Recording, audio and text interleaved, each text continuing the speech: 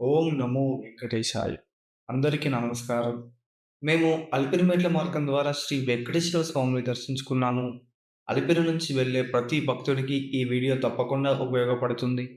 తిరుపతిలో రూమ్స్ లేదా లాకర్స్ ఎక్కడ తీసుకోవాలి? ఎక్కడ ఉండడం మంచిదో కూడా చెప్తాను. సర్వదర్శనం టోకెన్స్, దివ్య దర్శనం టోకెన్స్ ఎక్కడ తీసుకోవాలి?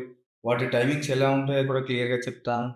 అలిపిరి మెట్టు దగ్గరికి ఎలా చేరుకోవాలి? లగేజ్ ఎక్కడ డిపాజిట్ చేయాలి?